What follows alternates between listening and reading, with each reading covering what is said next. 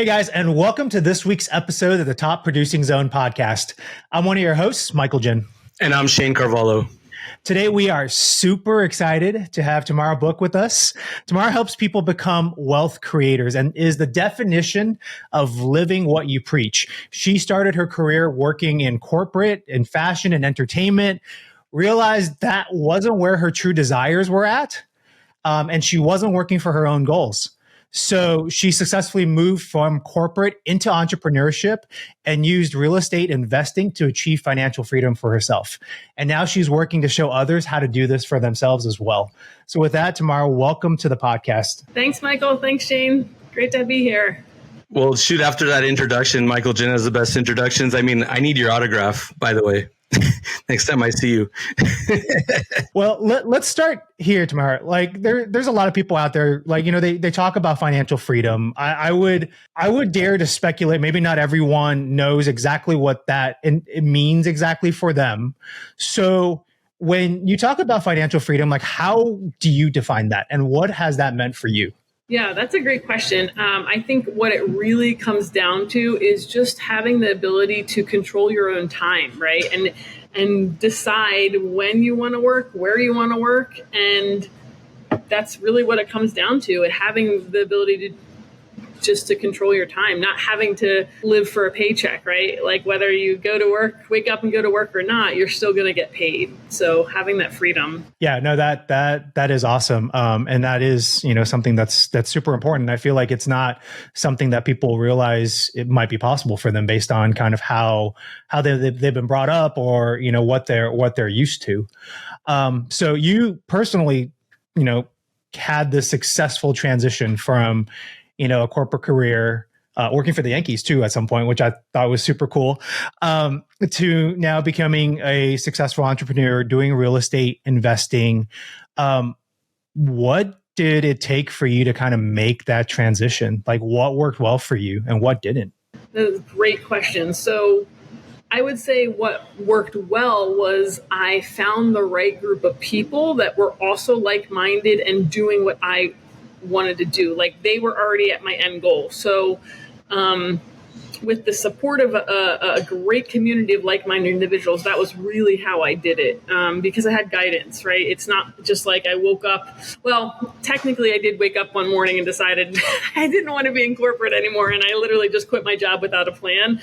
But that does not work. Like that's like risky, right? I would never tell someone to do that. I got fortunate because I kind of fell into this community of investors and entrepreneurs, and they're already doing what I wanted to do. So, and I saw their success and I saw that they were already doing it. So I said, all right, how are you doing this? Like, you know, basically I had them sit down with me and lay out a blueprint plan from A to Z. And here's the thing, it's not ever cut and dry for anyone, you know, that process. And you know, there were a lot of ups and downs as I was transitioning. And I don't think like you really have to set the right expectation that it's not going to be easy, you know, because you're going from having a paycheck every week and being comfortable, so to speak, to learning how to, well, I don't know where money's coming from this month, but I trust that I have the right systems in place and something's going to work out, right? Because it doesn't always, and you know, Shanne, you guys probably know, it doesn't always happen. Like you're like, crap, I don't know where money's coming from this month until you get to a certain success, you know, certain level where you have things in place. Like right now, I have a portfolio of rental properties that pay me every month, whether I'm here in California, you know, whether I decide to work or not. But that took time to build to that, right? And that, you know, I had to have things in place until I got to that point. Yeah, what I was going to say, Tamara, is that, I mean, a lot of people don't have the stomach to take that chance. I don't really know what the statistic is, but I would say probably 1 in 10 people actually have the stones to actually take that leap of faith. Some people that are in the middle, they'll wait to be able to replace their job income to cross over. Like some people just never will. It's just not for them. They'll just build a portfolio on the side. In fact, I just thought of something great. I have an amateur group of investors that invest all over the country. I would love to have you participate in that Zoom. It's just free to drop in and eat. It's Wednesday nights. You'd love to meet these people. They're so cool, and it might even benefit you. So I just randomly thought about that. But what I was going to say though is that what you were saying on building your residual with your rentals and stuff. Also having the rainy day fund, right? So if all of a sudden your rentals are vacant, there's that fear factor as well. But just on that note though, like when you started with the rentals and residual income, what drove you? Was it the money or the freedom? 100% the freedom. The money is nice, don't get me wrong. But I definitely want the freedom. I love to travel. I love to, do different things and have the ability to be like, well, I'm taking off for the next month and a half. I'm taking off for the next 2 months and going to, Europe or wherever I end up going. And just have like that, that really drove me. And ultimately I want to be having the ability to spend more time with family and people that I care about and doing those things. And listen, like I just knew that there was a better way. I love the fashion entertainment industry, but being kind of a slave, I felt, like I was kind of a slave to this job, working all these hours and not having like the ability to do some of the things I've been able to do over the past few years since I became an entrepreneur. And Shane, you nailed something. I mean, so I tell people I kind of left the wrong way, the corporate world, because I was just so sick of it and I didn't really have a plan. But now, that I've done it and for me, it worked because I like having that fire under my butt and pressure to perform and make things happen. Like it works for me, but it was stressful. So we always tell people, we have a calculated plan, and it is to tell people to replace your income before you leave. So it's less like I just have a girl on my team. She was her and her husband work for the NYPD, and they had a very calculated plan. This week she just fired her boss, and she, if I remember correctly, she even left because they're doing so well in real estate. She was able to leave before her pension, and that's a big deal for cops because they work, with a grain of salt, I think it's like 15 years, then they get a pension for like the rest of their life. Now he's still lined up to make that, but they had a very calculated plan where they were replacing her income while she was working, and now it's gotten to the point where she's been able to leave, and he's in for another 2 years, so they do have that pension for the rest of their lives. But that's the calculated way to do it. Does it always happen that way? No, you know what I mean? Like for me, it didn't. And there's definitely some frantic moments, but when you have that drive, and like you said, Shane, it's not for everyone because there's a risk factor that you have to have the tolerance for. Yeah, no, I think that the risk tolerance is what holds a lot of people back. But then for a lot of people too, it's just never making enough to be able to save enough to ever even get started. Michael Jin, you're Mr. Numbers, Mr. Engineer. Tell us how you go about calculating for your investments. Like if you're brand new, right? Like you became licensed because you had to see, how difficult it was to buy your own house with an agent. You felt like you could do it better. So how do you take it now that you've had that experience and you're on the real estate side reflecting, right? You guys are looking for investment properties now. Yeah. I think for me, it's, me, I love my spreadsheets. Right. And so I probably would put together like cash flow models. Right. And figure out like realistically do research into like the area that I'm wanting to go into, right? How much is it going to cost me to invest in that? And then break out my models on how much I want to put in terms of like fixing up the place, and then how much I could potentially get on a monthly basis in terms of rent, right? I certainly don't think like, I'm going to break even anytime soon, but at least doing my models gives me a sense of what the timing is going to be, and how much I can, realistically put into a property. But Tamara, I'd love to hear kind of your like what's worked well for you too, as you're looking into like different investment properties. And also, you touched on things that you've learned throughout the process. Like if you could go back and do it again, what would you do differently? I would have the calculated plan a little bit more dialed in before I just left the corporate world, because, that's not how you want to start out. It's stressful. Like, yes, I was able to make it work, but there was a lot of long nights where I was like, I have to make this work. I'm not going back to the corporate world. And again, like having a community, a mentor of people to support you was probably the best thing that happened to me. Otherwise, I don't know if I would have, kept, I don't know if I would have made it, because they already did it. Right. So they just laid out the plan for me and supported me along the way. And there's quite a few times where they were talking me off the cliff, so to speak, of quitting, so it's hard if you don't have the right support system. So definitely having the right support system, and the rainy day fund is important too. Like something like, I think they say 6 to 9 months is what they recommend. And that's really important because it gives you that cushion and a little bit of peace of mind, Well, and I love that. And we've said this on our other podcasts, like you're the average of the 5 people that you surround yourself with, right? But I think there's something truly important here about surrounding yourself with the right people, like you said, and realizing that you never really kind of want to be running in a silo. And there are people around you that have done it. Like, why not leverage their experience, their lessons learned to kind of help make the process a little bit easier on yourself? That was definitely the best thing that happened to me as I was transitioning. Again, I don't know if I would have, it was tough. So I don't know if I would have really stuck it out if I didn't have that group of people who had already done it. So that was the biggest key is what you asked, what worked. That was definitely the key for me. Yeah.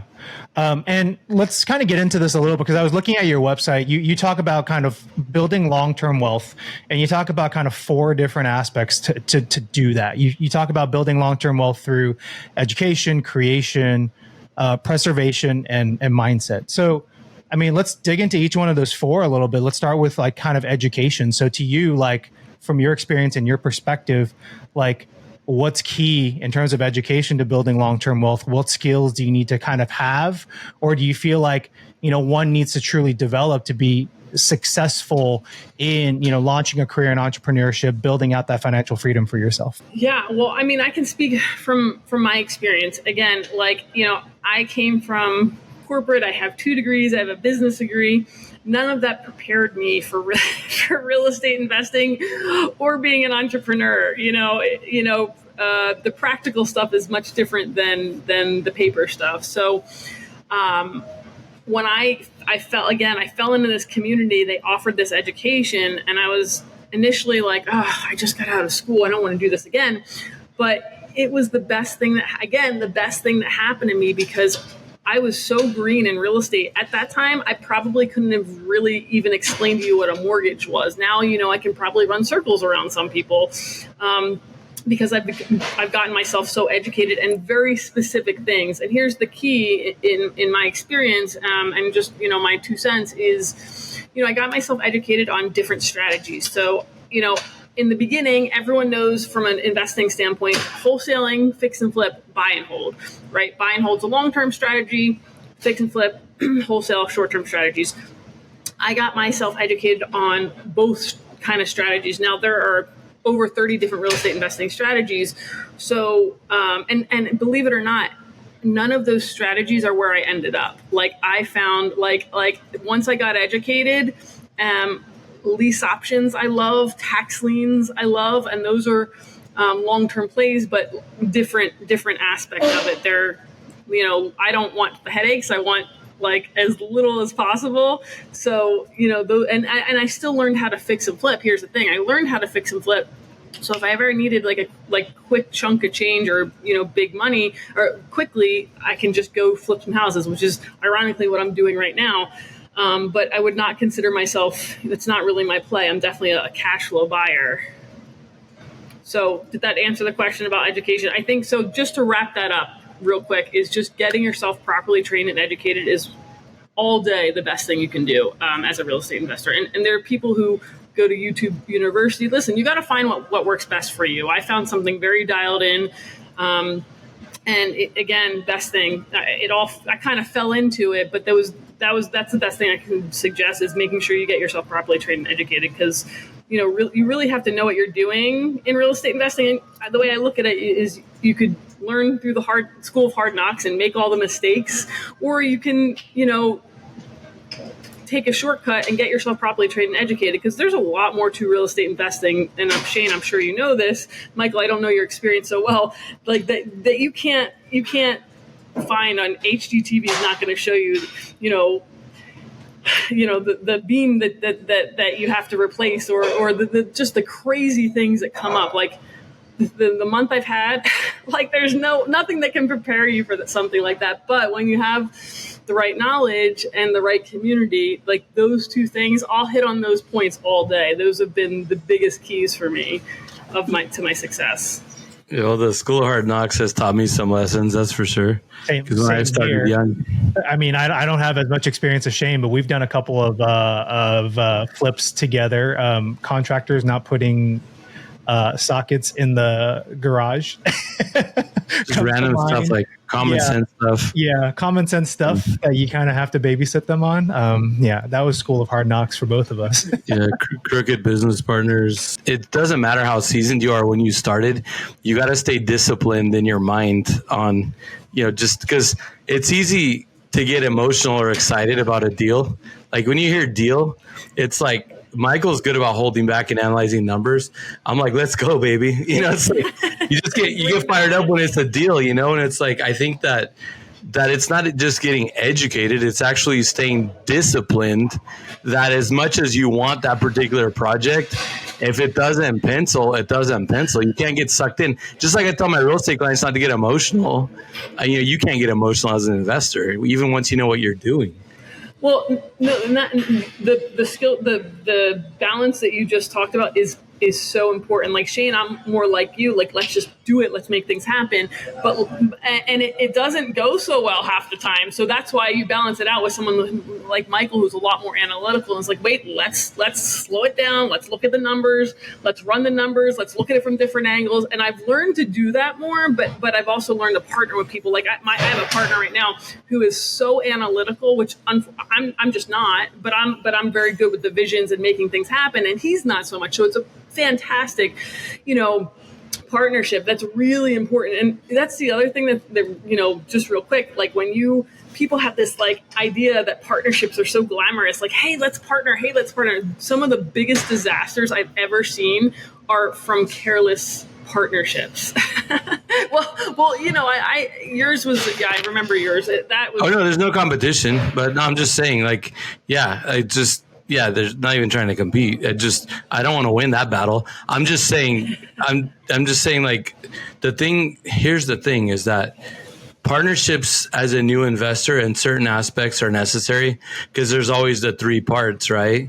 There's the money, the financing, and the renovation, right? And so it's like some people don't have all three or don't have the ability to have all three. And that's when partners are needed. For people like me that have all three, it's the stupidity of getting involved with partners without properly setting up or structuring, the situation. Because I'm sure in your partnership, you probably have something laid out like an LLC or something. You probably have everything laid out. So why don't you talk about that really quick? Since you're talking about partnerships, how do you structure a partnership as an investor? Like, is it an LLC, or just give us a quick, like, simple, like, amateur level explanation? Yeah, I mean, just real quick with this partnership, we've known each other for over 2 years, and we've vetted each other out. Like, that's the most important thing. And then we also know each other's skill sets, right? And they're pretty much opposite. So that was the first thing, is just understanding what each person brings to the table. Because obviously, if me and Shane were to partner, it probably wouldn't be the best fit, because we're both very similar. We need Michael in our corner. Yes, exactly. All day. It works out the best. And then, here's the great thing about you set up an operating agreement, all that, and an LLC. The operating agreement is good because it lays out all the you want to lay out all the bad things that could go wrong. And, in the event anything goes wrong, it takes out the emotion, because you already know how you're dealing with it, because you have the operating agreement. This is painful. Go ahead. So, and I have like an attorney. I'd highly recommend Talia,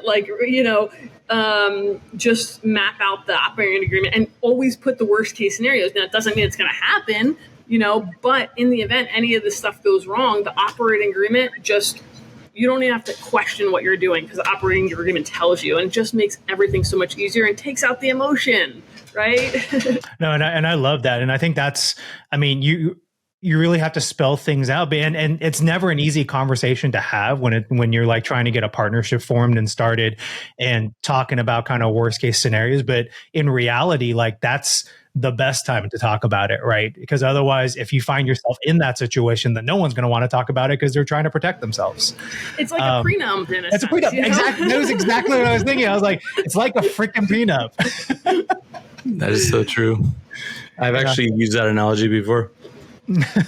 But and Tamara, I want to go back to what you were saying earlier about kind of just the educational aspect too. And I found that super powerful. Is like you shared how you educated yourself on all the different types of real estate investment like strategies. And it was interesting because then I noticed you said one thing. You said, well, I didn't apply any of those, right? You came up with something else completely that worked for you. And in my head, like that got me. So my background, I've done consulting before. And so my background, I go to that also is like for consulting, if you go to a client, it's always a different problem, but there's certain frameworks that you can apply to a problem to solve. And here's my analytical engineering brain going. And part of what makes a consultant successful is you have to learn all the different frameworks, right?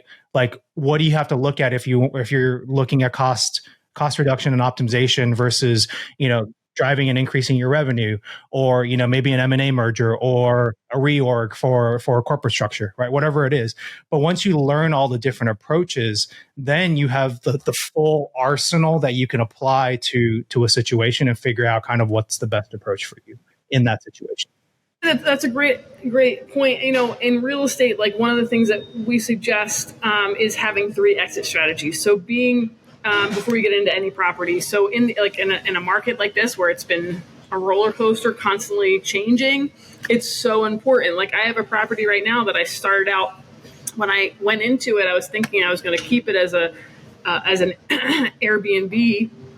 And then I decided really late in the game that I was going to end up just flipping it. And I had the cushion because I made sure the numbers worked in the beginning to have that exit strategy if I wanted to.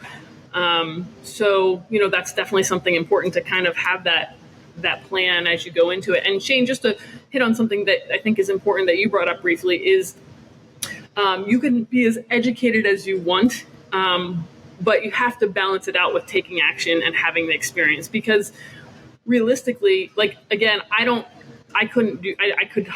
just couldn't do all the strategies that I'm doing if I didn't get myself properly trained and educated. But, there's also a lot of you learn a lot of that while you're implementing it too. Like I learned the strategies better. I took the training, and then while there are certain lessons that you can't learn just from taking training, you have to apply them.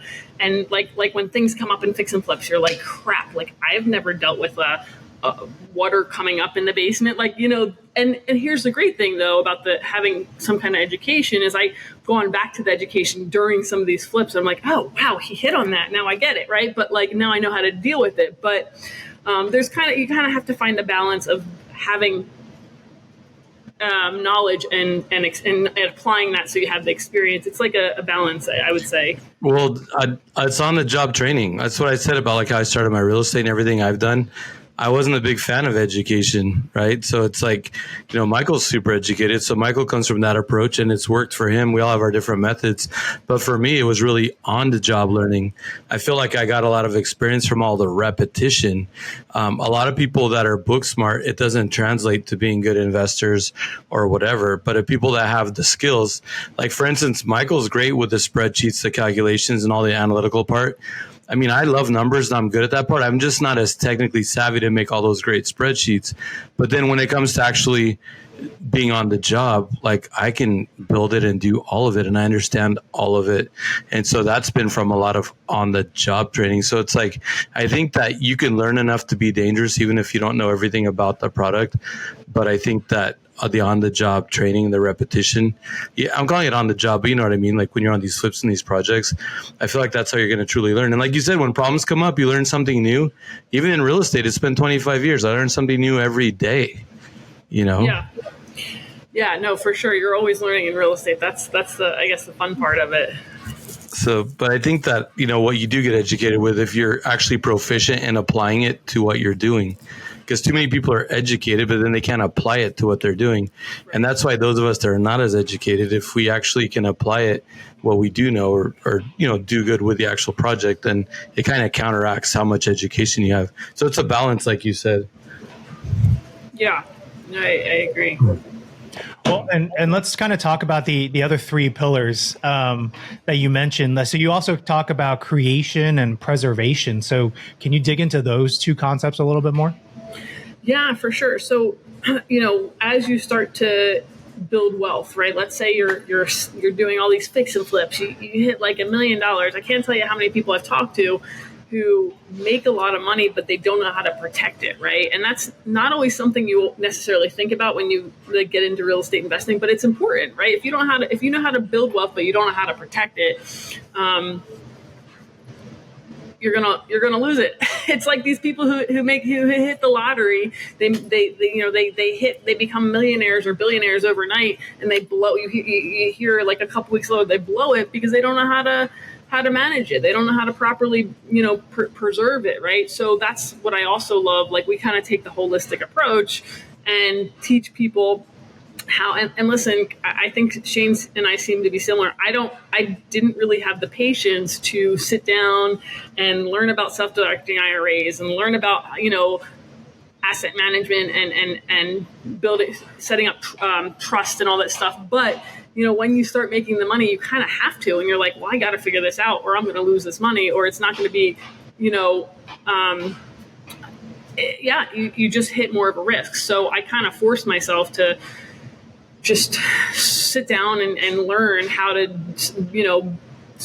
get into an IRA and set up retirement stuff and all that, set up trust, generational wealth is really important to me. So, so my future kids, my nephews can have, passed down stuff, that's for me was incredibly important. So that was more important than my patience level I had to overcome. And that, that's where it comes down to mindset. Like, when you have the mindset, even if I don't have the patience, I don't, I will, my goals are more important than my patience level. So, I had the right mindset to, all right, I got it. And listen, I own it. I'm not a very patient person, and it doesn't always work in my favor. But, I've learned how to, all right, I got to do this. I got to sit down. I find ways that work more for me. Like, instead of sitting down and doing stuff like at a desk, I'll go to the gym and I'll put it on my phone, right? That's for me a little bit better because I'm doing stuff. I like being busy. I like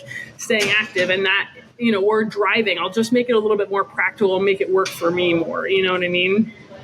Or, I just got to bite the bullet and sit down, and some of the stuff you have to sit down and study. So it is what it is. It depends on what your priorities are and how important your goals are, Well, I think you hit it on the head right there with that last statement. Is I think it ultimately comes down to, like, what are your own goals? What are your values? Like, what's most important to you, right? Because if you can identify what that is for you and what it means for you, then to your point, like a lot of the other stuff, like impatience, like you prioritize your goals over your lack of patience, or even like, you're so focused on the problem that you're trying to solve, then that naturally your brain will start thinking about other ways to try to make things work. Like you're saying, getting on the treadmill, and listening to things, or, exploring then and thinking about, okay, I need to set up a trust now that I have all this much money. Like, I feel like our brains naturally open up to want to be more and more curious the more we're focused on, what is the goal in front of us.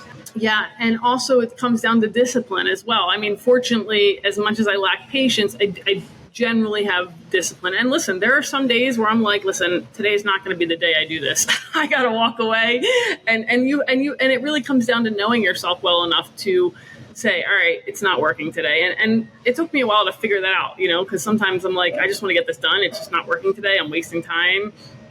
But now I'm like, you have to be a little bit more patient with yourself because, what they say, Rome wasn't built overnight, It was in my mind. So, and that's part of, being an entrepreneur and a successful entrepreneur is just having that. And it takes people time. Like I didn't learn that overnight. I wanted things to be done tomorrow, and it does not happen that way. That's setting that expectation for someone coming, like wanting to leave their job and getting to become a full-time entrepreneur and real estate investor, setting the proper expectations for them and having them, that's one of the biggest things. Because my expectations were like, I'm quick. I like to make things happen quick. Like, but it doesn't happen like that. Like, I'm the same way, Tamara. I was going to say like what happened for me, because people would tell me this, I still don't listen, and this might help you, is books. I started reading books like Chop Wood, Carry Water, Pound the Stone, The Compound Effect.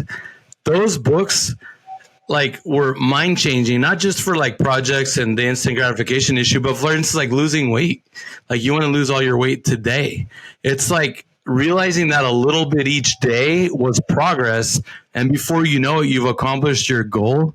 Like it took me until I was 40 years old, even though I only look like I'm 35. It took me until I was 40 years old to actually figure that out. And that's been really tremendous in setting the expectation for yourself, especially being impatient, because I can be impatient about stuff like that too. And it just, that's like, that becomes a mindset thing. That's not even an education thing. That just becomes a personal mindset thing. All day. I couldn't agree with you more on that. And that's really what it is, right? Is once you understand how to set the proper expectations, not just for yourself, but other people. Like we tell people, generally it's going to take you 4 to 7 years before you get to a position where you can realistically fire your boss and go full time. Does it happen sooner? Yeah. Does it happen later? Yes. Like, I think for me, it probably took a little bit. Like it took me time to really grasp the whole real estate thing, and I had to go through, make a bunch of mistakes to really, figure it out. So setting that proper expectations, not only for yourself but for other people, is another key thing. Because some people have the wrong expectations, and I see like people like that, and they're not coachable or open to changing that. That's where I see problems or failures come in, because they just are not realistic about, like, you're not going to fire your boss tomorrow or next week and be all of a sudden overnight. Like, think about Michael Jordan. Clearly, he didn't become Michael Jordan overnight. It was 20, 30 years of practicing early mornings, late nights. You know what I mean? And it's the same analogy in real estate or being an entrepreneur. It was the nights, the late nights and the early mornings that people don't see is what got you successful, not just waking up one day and saying, "Oh, I'm successful." It's all the stuff behind the scenes. Yeah, no, totally agreed. So, Michael, I think that one that you like to ask is, what are 3 words you live by, Tamara? I do like that. So, I mean, Tamara, just like, to kind of let our audience know a little bit more about you. Like, I mean, you've kind of talked about your career, kind of talked about mindset a little bit, but, if you could describe like, the 3 words that drive you on a daily basis, that you live by, that you absolutely have to abide by, like, what are those for you? 3 words. I would have to say, for me, it's a legacy. That's important to me. I want to, generational wealth and building a legacy or something to pass down is, it's not really a legacy is what it comes down to. Purpose, when you have a purpose, like I want to give back and find ways to make the world a better place. So having, a strong purpose is probably something that drives me and my goals around that. And then the third one, I don't know, I guess would be, to sum it up in a word, is just making the most of your, God, we're given these talents, and to make the most of them. I don't know how to, I can't think of the right word for that, but if there's one word for that, whatever it is just to make the most of what the gifts that we have, because not everyone can do that, right? So take full advantage of the gifts that you've been given. Yeah, the gifts, the talents, and make the most of it every day, because life is short. You never know when or how. We have a clock that we don't see. So it's just every day being grateful. I guess that's the word, grateful. And gratitude. We talk about gratitude all the time. Yeah, gratitude, super important. No, I love it. And I guess one last question for you before we ask, our thematic question, is, you're helping a lot of people right now getting into real estate investing. coaching them, helping them develop a plan. And there's other people out there who do similar things. Like so from your perspective as an entrepreneur running this business, like what do you have to do to kind of stay ahead of, other people who are doing similar things, the competition for lack of a better word? And like, what do you try to do that really sets yourself apart from others that are trying to coach and teach the same things? Yeah. So I think for me, it's the community that we have. And I mean, I'm going to hit on these 2 points. It's the community and the education. Like, that is 100% what sets me apart, and what sets us apart is just having those resources available to people. For example, like I'm in a deal right now that has just been a really challenging closing, and I've hit a bunch of different things, and I'm like, all right, I just got to get this closed. How do I deal with the situation? And I have like a really good friend on the West Coast that I've called a variety of times, and I'm like, Bill, how do I overcome this issue? And he, and 99% of the time he's dealt with it, and he's like, do this, so he's already dealt with it. So he gives me the shortcut. So just having those kind of people, and I'm going to hit on the education all day too, because yes, you can take the hard knock route, but why not, go quicker and get yourself educated, and then, you're going to make mistakes along the way anyway. So yeah, those are probably the two things that I would say. And we really hit we have the holistic approach. It's not just like, let's just go flip houses. There's a lot more to that people don't see. So having that stuff covered is definitely what sets us apart, I'd say. We don't just like leave people in the dark. It's definitely a team sport, Yeah, no, I love that team sport. And I think also teaching people how to work smarter, not harder, to get where they want to get to. Awesome. Shane, do you want to wrap us up with our usual question for our guests? Yeah. So, basically, I mean, obviously you're on the investment side, but you have a fair understanding of how real estate works. Since this podcast also targets helping agents that are new to the business find ways to be successful, or just helping agents in general with maybe new tips. What we like to ask is, if you were a brand new real estate agent today, right? So you got your license and you were going to sell real estate. What are your tips on like, how would you get a fast start? What would set you up for success? And I mean, you don't have to go too deep, but just kind of simple, maybe 1, 2, 3, or, what would be like your quick start to success? Do the things that most agents won't do. And I'm thinking of, just do the things that people like most new agents won't do, because there's agents are a dime a dozen. You guys know that, right? So if you can find ways to set yourself apart and make yourself more attractive, like I know an investor friend of mine, he helped an agent go basically from zero to a broker like almost overnight, because this agent was willing to take certain cuts in the beginning. Like he did things, like he would show the house for like he didn't do the traditional 5%. He would set up a, I think I'm just going to throw out a number just for example purposes, like $5,000 per listing, and he did like 100 of them for this investor, and became a broker pretty much overnight. So he didn't make as much as some agents would, but he got the status so much quicker because he was willing to do it a little bit differently, right? So he set it, and he had so much experience from this investor, so he set himself up long term very quickly because he did things a little bit differently. And do things differently, right? Don't do what every other agent does. Like, set yourself apart. I met a title guy the other night, and I loved his pitch. I get pitched, and this is a little bit of a different example, I get pitched from title people all the time. Hey, let me be your title person. I'm like, yeah, whatever. But he's like, hey, let me find you properties, and I'll connect you with properties, and on the back end, let me run the title. I was like, that is genius. Like, because this guy is sticking in my mind, because I'm like, he's going to find me properties. He can take every title on every property I ever do if he finds me properties, right? So just do things differently. Don't go the traditional route, and do the things that most people won't do, right? And in my mind, that'll set you apart all day. And learn how to work with investors. Like, I have agents that I'm now working with that I will work with them for as long as we we have certain things that we're doing together, they'll have my business all day because they also understand how to think like an investor. That's something that's going to set you apart from an agent. I'm not to say I can't, but I won't necessarily work with a traditional agent if they don't understand some of my lingo, like seller finance, like, you know what I mean? Like, now I don't mind training them if they're open, but just do little things differently that most agents won't do that'll set you apart.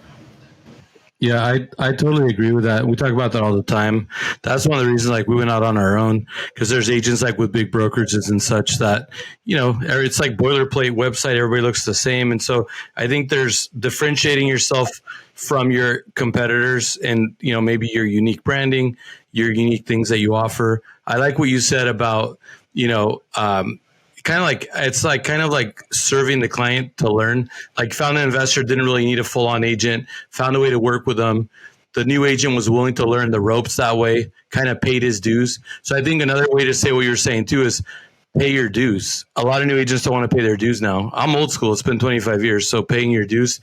And then I like what you said about working with a title rep and, teaming up with vendor, like business partners, basically, because they basically have the clients come in for what they do, but then they could turn them over to you. Just like then you're going to have clients that maybe it's a trust attorney. Then you're going to have a client come in that might need a trust attorney. So I think vendor partnerships, vendor relationships are really important as well. So yeah, thanks for sharing. Michael, do you have any insight on that? Well, I was just gonna add, I think the title rep example and story was super powerful, because I think it shows like what happens when you have a mindset shift of wanting to drive value for somebody else and figure out how you can help them, versus coming at like a potential partnership or wanting to give business by just saying, hey, work with me.